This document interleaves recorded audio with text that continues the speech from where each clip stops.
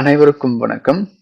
இன்னைக்கு நம்ம அந்த வீடியோல Yamaha ரோபோட்டோட RCX ஸ்டுடியோ இந்த சாஃப்ட்வேர் பத்தி தான் பார்க்க போறோம். என்ன தெரிஞ்சுக்க போறோம்னா, எப்படி டவுன்லோட் பண்றது, இன்ஸ்டால் பண்றதுன்னு தெரிஞ்சுக்கலாம்.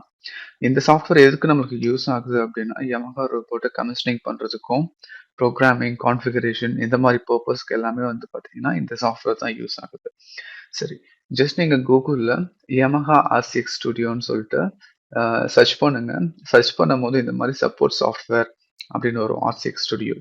இந்த லிங்கை கிளிக் பண்ணி உள்ள போனீங்கன்னா, நம்மளுக்கு இந்த RCXஐ பத்தி கொஞ்சம் டீட்டெயில்ஸ் கொடுத்துருப்பாங்க. பேசிக் வெர்ஷன்னா என்ன, ப்ரோ வெர்ஷன்னா என்ன, அந்த மாதிரி. நம்மளுக்கு 2 ஆப்ஷன்ஸ் இருக்கு RCX ஸ்டுடியோல. பேசிக் ஒண்ணு இருக்கு, ப்ரோன்னு இருக்கு.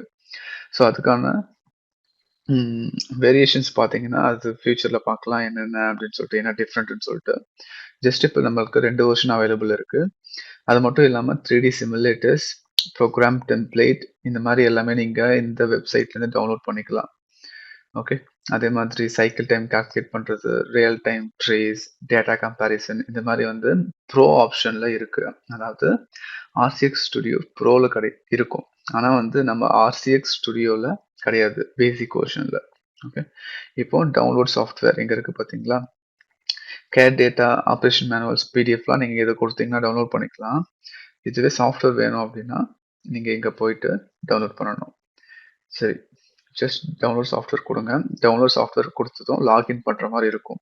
இப்போ பார்த்தீங்கன்னா நீங்க மெம்பர் சைட் இதுல நீங்க ரெஜிஸ்டர் பண்ற மாதிரி இருக்கும். நீங்க ரெஜிஸ்டர் பண்ணிட்டு லாகின் கொடுங்க. லாகின் கொடுத்ததும் உங்களுக்கு அந்த டவுன்லோட் பேஜ் வந்து வந்துடும். ஜஸ்ட் கிளிக் பண்ணிட்டு அக்ரி கொடுங்க. இந்த இடத்துல வந்துருச்சு.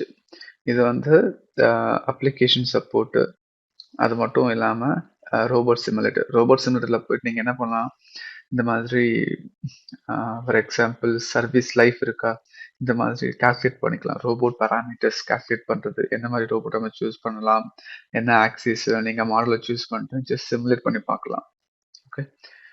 அடுத்து வந்து இந்த இடத்துல டவுன்லோட்ல சப்போர்ட் சாஃப்ட்வேர்னு இருக்கு இல்லையா, இதை கொடுத்தீங்கன்னா உங்களுக்கு சாஃப்ட்வேர்ஸ் வரும். மேனுவல்ஸ் போனீங்கன்னா மேனுவல்ஸ் கிடைக்கும். சரி, சப்போர்ட் சாஃப்ட்வேர் போகலாம்.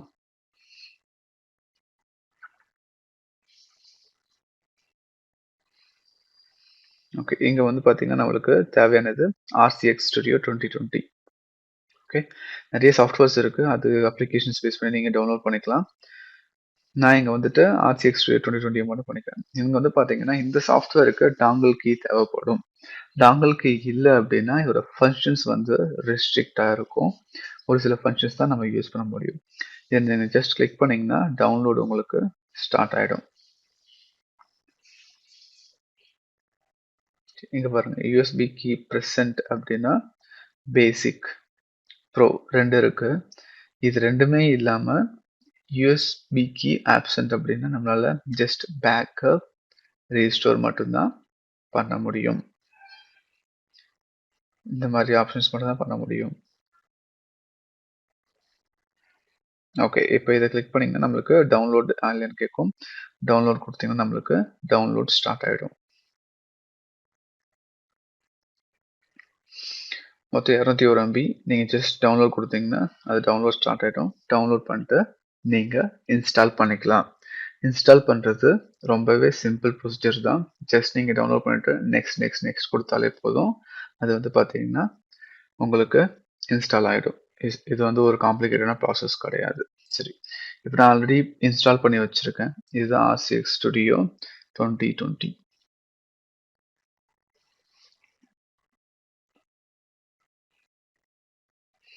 ஜஸ்ட் நியூ ப்ராஜெக்ட் நேம் கொடுத்துக்கோங்க. உங்களோட லொக்கேஷன் சூஸ் பண்ணிக்கோங்க. நான் ஜஸ்ட் ரீசெண்ட் ப்ராஜெக்டை வந்து சூஸ் பண்ணிக்கிறேன். ஓகே, இதில் பார்த்தீங்கன்னா நம்மளுக்கு இந்த மாதிரி தான் வரும். எடுத்த உடனே new controller, new file, open file இருக்கும்.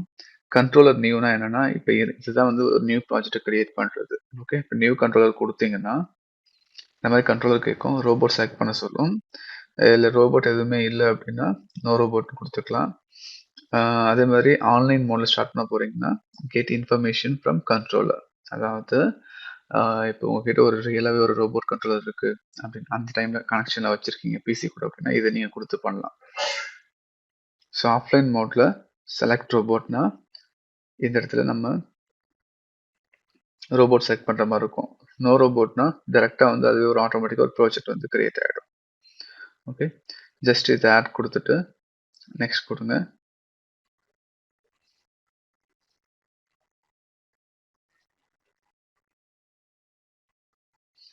ஓகே. இப்போ வந்து data creation is completed. Okay குடுத்தீங்கன்னா நம்மளுக்கு வந்து ஸ்டார்ட்டிங் எமுலேட்டர்ன்னு வரும். அதாவது ஆஃப்லைன்ல நம்ம ஒர்க் பண்றதுனால இந்த மாரி நம்மளுக்கு ஸ்டார்ட்டிங் எமுலேட்டர்ன்னு சொல்லிட்டு வரும்.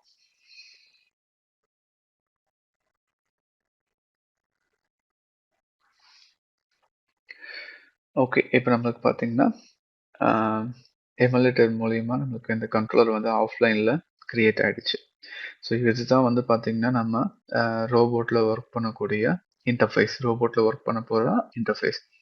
இத பத்தி இனிமே வரக்கூடிய வீடியோஸ்ல நான் உங்களுக்கு எல்லா ஆப்ஷன்ஸுமே ஒண்ணு ஒண்ணு நான் சொல்லிக் குடுக்குறேன். இந்த சாஃப்ட்வேர்ல எப்படி ஒர்க் பண்றது, புரோகிராமிங் எப்படி பண்ண போறோம், எல்லாமே நான் வந்து உங்களுக்கு சொல்லிக் குடுக்குறேன். இந்த அடுத்த வீடியோல பார்க்கலாம். இந்த வீடியோ பிடிச்சிருந்துச்சுன்னா உங்க நண்பர்களுக்கும் இத ஷேர் பண்ணுங்க.